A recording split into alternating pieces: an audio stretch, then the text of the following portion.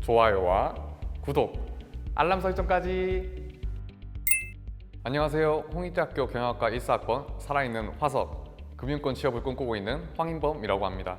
FP 자격증을 취득한 제가 11월에 있을 FP 시험을 위해 은행 FP 자격증에 대해서 소개해보고자 합니다. 케비TV. 은행 FP는 고객이 원하는 재무 목표를 달성할 수 있게 종합적 자산 설계를 지원해 줄 수 있는 업무를 수행하는 금융 전문가입니다. 사실 솔직하게 말씀드리자면 금융권 취업을 위해서 땄다고 할 수 있습니다. 제가 사실 경영학과라서 그런지 몰라도 주변에 되게 금융권 취업을 꿈꾸는 학생들이 되게 많아요. AFPK 자격증을 보통 많이 취득하긴 하는데 은행 FP도 이와 비슷한 내용이어가지고 함께 준비하면 시너지 효과가 많이 날 것 같습니다. 제 개인적인 생각은 은행 FP가 조금 더 쉬운 것 같습니다. 자격증 시험은 각각 1부, 2부로 나뉘어서 3과목, 2과목으로 이루어집니다. 합격 기준은 일단 과목별 꽈락이 없어야 하고 1부, 2부 평균이 각각 1부, 2부 평균이 각각 60점 이상이어야 하고 1부 또는 2부 중 한 부만 합격 시에는 부분 합격자로 인정되어서 떨어진 해당 부만 다시 응시 가능합니다. 저는 한 번에 합격해서 잘 모르는 부분이네요.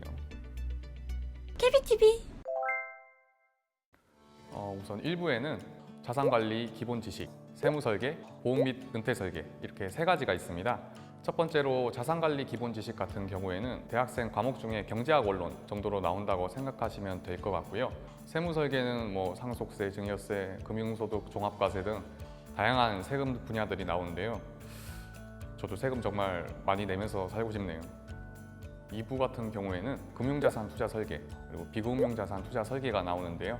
금융자산 투자 설계 같은 경우에는 주식, 채권, 파생상품 투자 설계 프로세스까지 정말 다 나온다고 보시면 됩니다. 그리고 비금융자산 같은 경우에는 부동산이라고 생각하시면 될 것 같아요. 은행 FP의 포인트는 바로 금융자산 투자 설계라고 할 수 있습니다.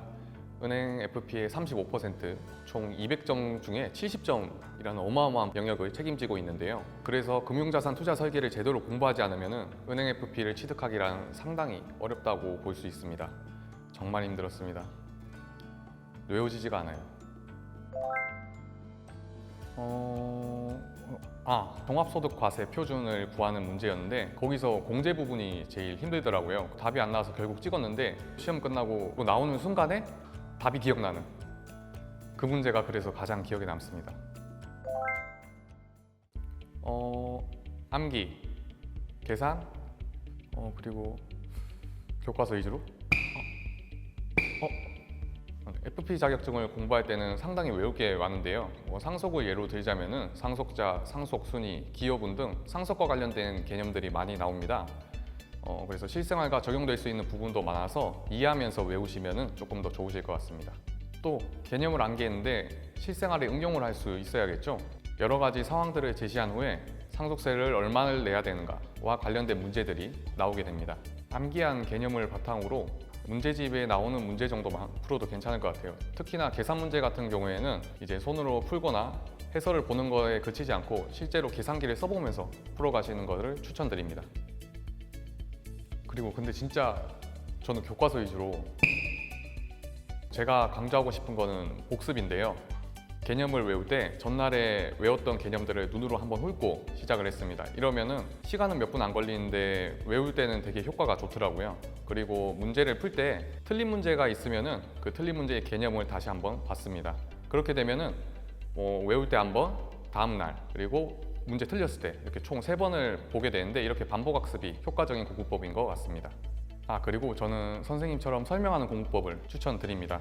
은행 FP라는 과목이 실생활과 상당히 많이 연관이 되어 있어가지고 저 같은 경우에는 누나한테 소득공제 받으려면 카드 많이 써라, 카드 얼마 더 써야 된다 이렇게 말했다가 한번 등짝 한번 맞은 적이 있습니다. 제가 사실 공부할 때가 9시부터 6시까지 아르바이트가 있었습니다. 여기서 손님들이 없을 때 틈틈이 사장 죄송해요. 케비TV. 또 하나는 집에서 키우는 고양이인 잭슨이 있는데 제가 이제 시험이 얼마 남지 않아서 공부를 시작하려고 책상에다가 앉았는데 차프랑 볼펜을 꺼내서 축구를 막 하고 있더라고요. 저도 이제 같이 축구를 하다 보니까는 그것 때문에 한 5점 떨어진 것 같네요. 은행 FP는 조금 더 실생활과 연관된 내용들을 많이 배울 수 있었습니다. 특히나 뭐 상속, 세금 관련된 부분에서는 저도 나중에 해당될 수 있는 사항들이기 때문에 이해가 되게 쉬웠던 것 같아요.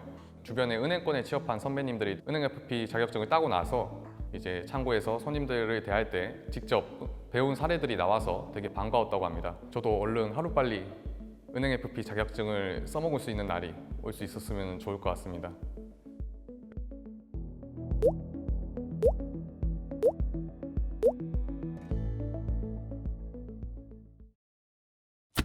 케비티비